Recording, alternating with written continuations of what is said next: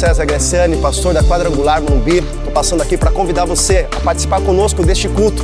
Com toda certeza, Deus tem uma palavra para a tua vida. Se você ainda não é inscrito no nosso canal, se inscreva, acione o sininho e você vai receber as nossas notificações. Fica com Deus, um beijo no teu coração, Deus abençoe. Um texto muito conhecido, eu quero falar hoje sobre o irmão do filho pródigo.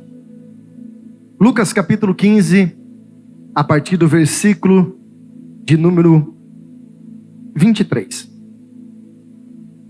Lucas capítulo 15, versículo 23. Obrigado, louvor, daqui a pouco vocês já voltam. Vamos apenas fazer uma reflexão da palavra. Evangelho escrito por Lucas capítulo 15, a partir do versículo 23. Quem achou, diga amém. Diz assim a palavra de Deus: E trazei o bezerro cevado e matai-vos e comamos e nos alegramos. Porque este meu filho estava morto e reviveu, tinha se perdido e foi achado. E começaram a se alegrar. E o seu filho mais velho estava no campo quando veio e chegou perto da casa, ouviu a música e as danças. E chamando um dos servos perguntou o que era aquilo. E ele disse: Veio teu irmão, e teu pai matou o bezerro cevado, porque o recebeu são e salvo. Mas ele se indignou e não queria entrar. E saindo o pai, rogava-lhe que entrasse com ele. Mas respondendo ele, disse ao pai: Eis que te sirvo há tantos anos, sem nunca transgredir o teu mandamento, e nunca me deste um cabrito para alegrar com os meus amigos. Vindo, porém, esse teu filho, que desperdiçou todos os bens com meretrizes, mataste-lhes os bezerros cevados. E disse-lhe: Filho, tu sempre está comigo, e todas as minhas coisas são tuas. Mas era o justo alegrarmos e folgarmos, porque o teu irmão estava morto, reviveu, e tinha se perdido, e agora se achou. Feche os seus olhos, coloque a mão no teu coração. Rapidamente nós vamos refletir sobre essa palavra. Por isso que eu peço que você esteja totalmente atento à voz do Espírito de Deus. Pai, obrigado por esse momento tão maravilhoso. É a oportunidade que nós temos ainda mais de alinharmos a nossa vida com o Senhor. Momento, ó Deus, de nós refletirmos, de nós olharmos para dentro de nós e ver o quanto nós precisamos nos alinharmos.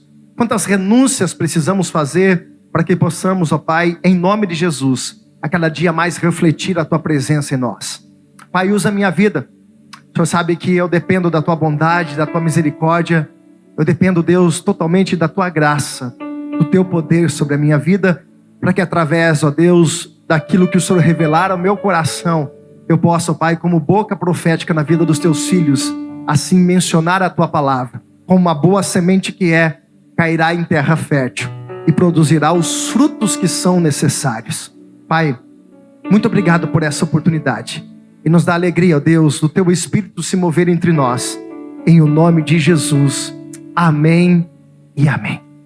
Queridos, por inúmeras vezes, nós ouvimos sobre o contexto da parábola do filho pródigo.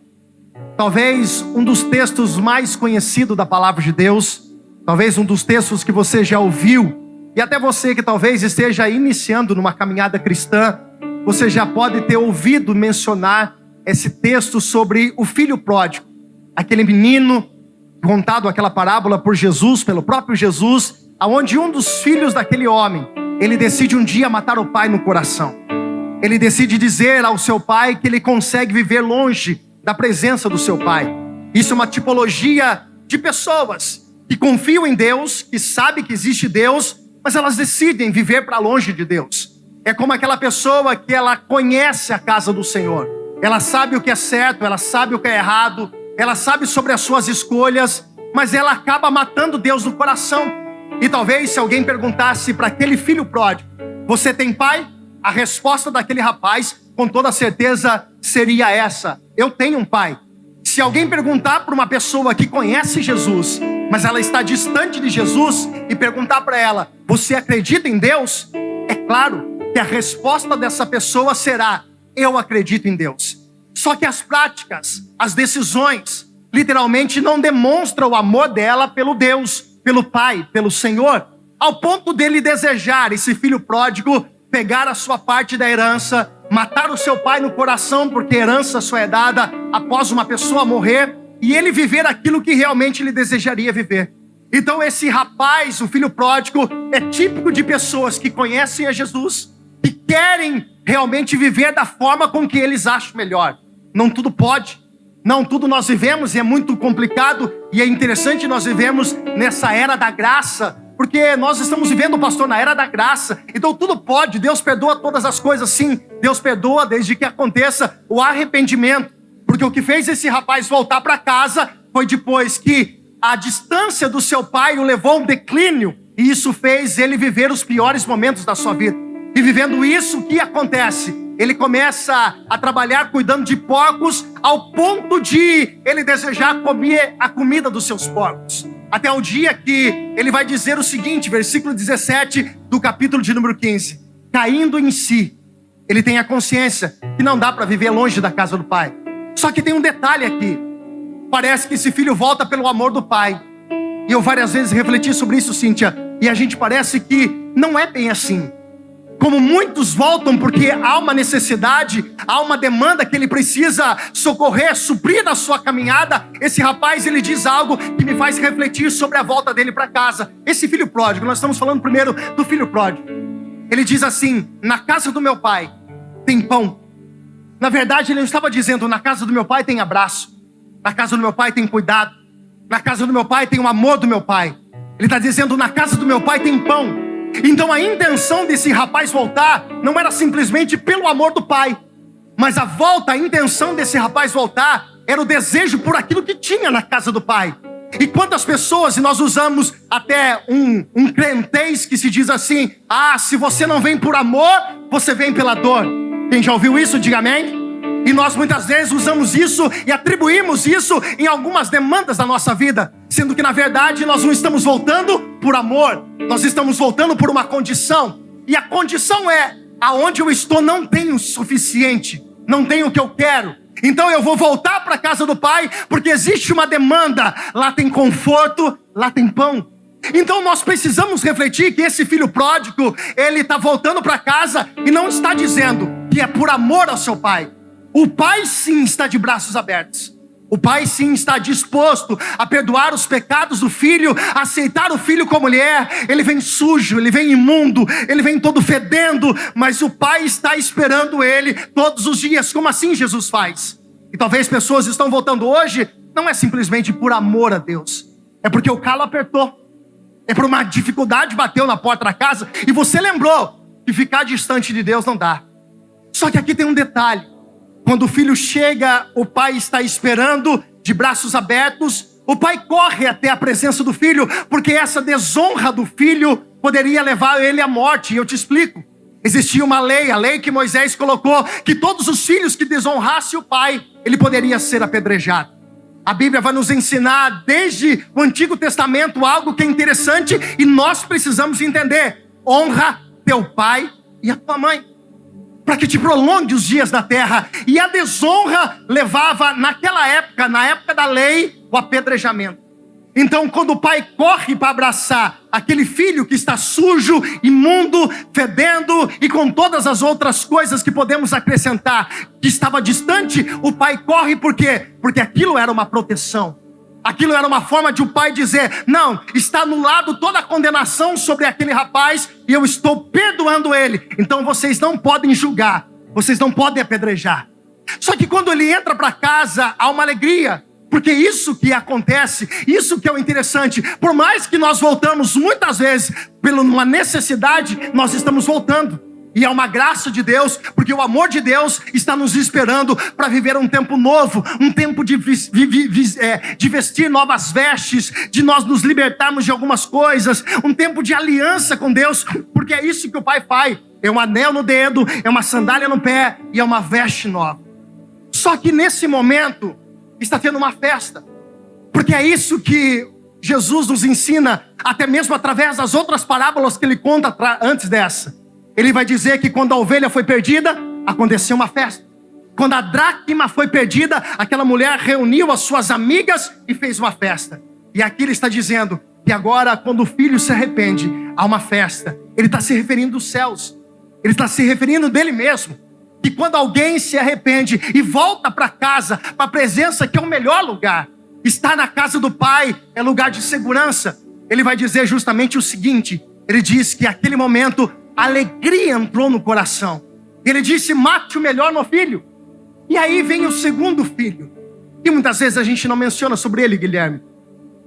A gente muitas vezes não fala sobre ele. Mas esse segundo filho também não é o filho perfeito.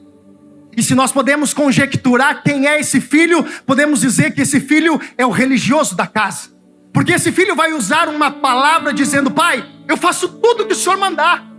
Eu nunca te desonrei.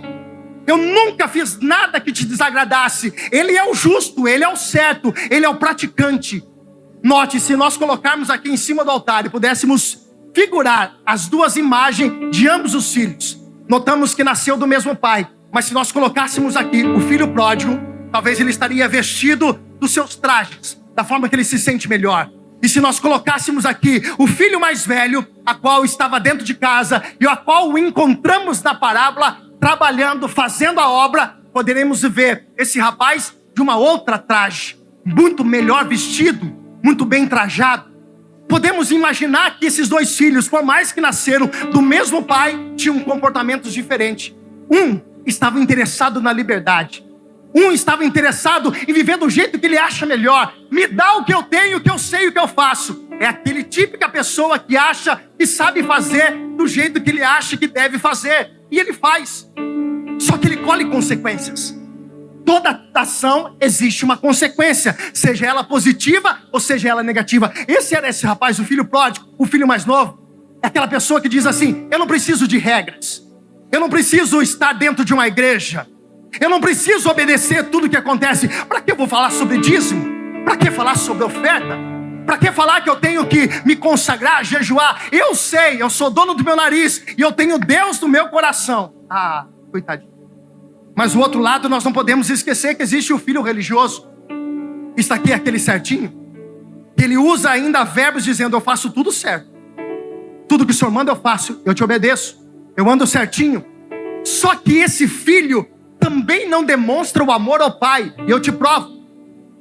Porque se ele amasse o pai, ele estava feliz com o pai. Por quê? Porque o pai estava alegre porque o filho que estava distante voltou. Então, se ele amasse o pai, ele deveria fazer o quê? Se alegrar, se motivar com aquele momento, se encher de alegria, comemorar, entrar para casa. Por quê? Mas aqui me mostra algo interessante. O que, pastor? Mostra que esse filho nunca gostou, amou o pai como parece que nós um dia nos entendemos que ele amasse. E eu te provo. Porque qual era o questionamento dele? O senhor nunca me deu um cabrito. O senhor matou um bezerro cevado. É aquele religioso que faz e quer colocar Deus na parede dizendo assim, eu fiz, agora o senhor tem que fazer. É aquele religioso que se faz tudo certinho. Ele não falta um culto, ele não falta uma santa ceia. Está de quarta, está de domingo. Quando pode, está de segunda. Quando pode, está de quinta-feira. Ajuda pessoas que precisam. Até evangelizam, isso, aquilo. Mas ele está interessado no quê? Naquilo que Deus pode dar. E nós precisamos tomar cuidado. Porque nós estamos andando numa linha em que nós podemos ser esse rapaz que muitas vezes nós achamos que ele ficou triste porque ele estava perdendo algo. Tudo era dele. Tudo era dele. Só que ele estava tão preso às coisas que era do pai, que tinha o mesmo coração ou parecido dessa mesma situação do que era o filho, porque o filho desejou a herança e foi embora. Ele queria a herança porque ele tinha parte, mas ele estava preso às coisas que eram dele. Então o amor dele não era pelo pai, o amor dele era pelas coisas. E quantas pessoas são assim? Eu faço porque eu quero algo em troca.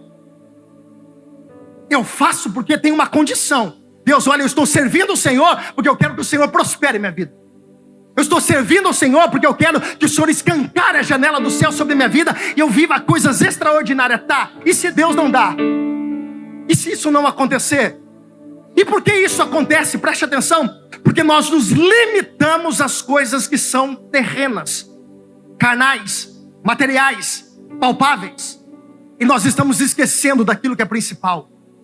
Nós estamos esquecendo que tudo já foi conquistado na cruz do Calvário por nós. E o que vem para a minha vida aqui nessa terra não é por merecimento. Nós cantamos e muitas vezes nós precisamos saber o que nós estamos cantando.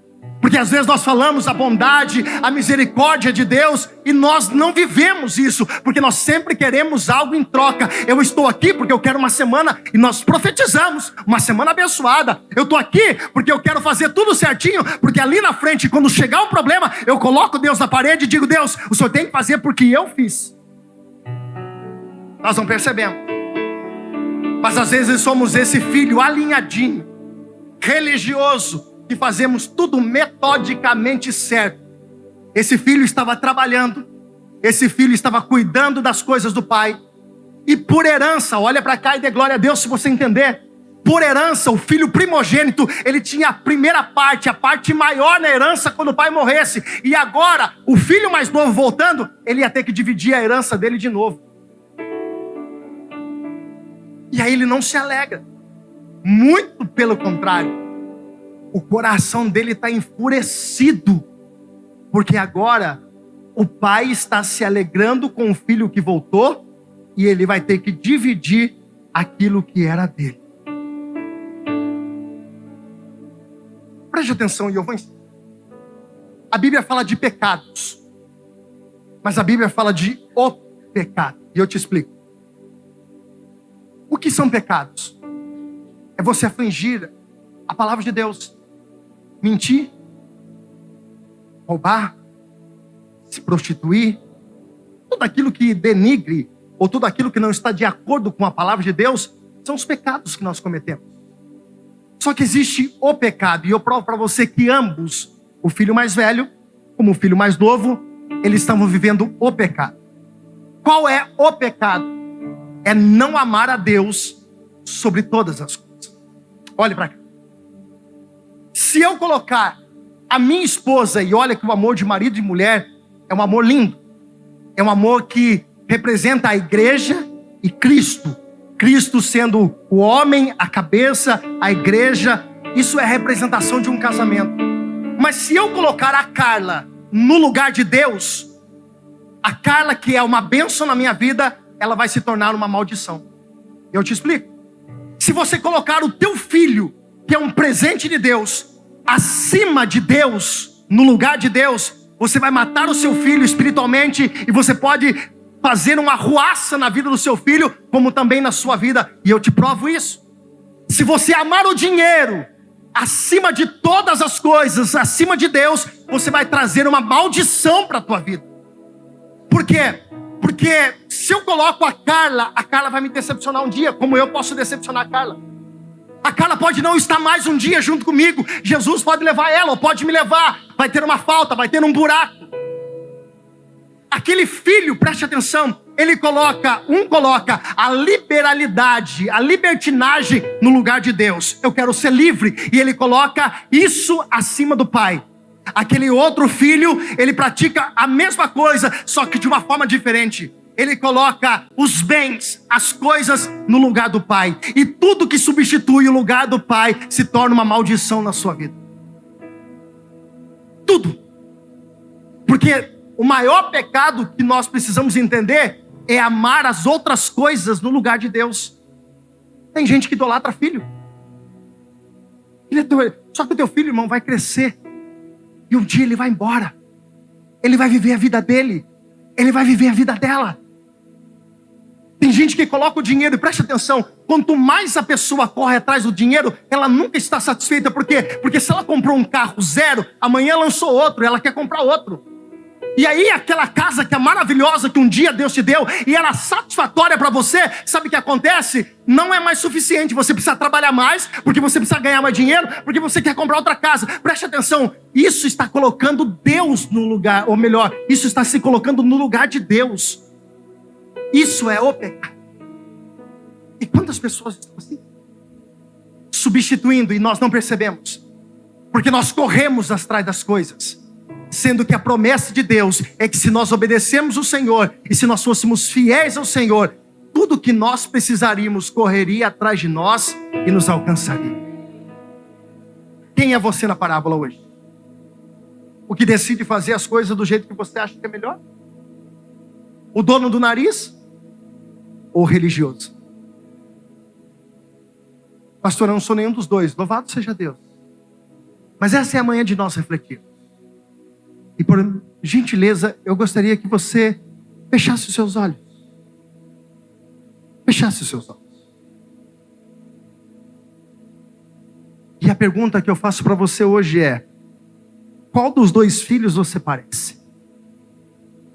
Qual dos dois filhos você, sem estar percebendo, e o Espírito hoje te traz uma revelação que faz você abrir os seus olhos? Quem é você nessa parábola? O que quer viver de qualquer jeito? De qualquer forma? Não quer as regras da casa? Porque não adianta, irmãos. A casa tem regra. E não é do seu jeito que você vai viver. Não é da sua forma. Nós não mudamos a palavra de Deus. Ou talvez você seja o religioso que faz tudo. Mas faz tudo com a intenção daquilo que você vai receber. Sendo que o fazer tudo para Deus precisava ter uma intenção. É porque Ele já fez tudo por nós. Ele já fez tudo por nós.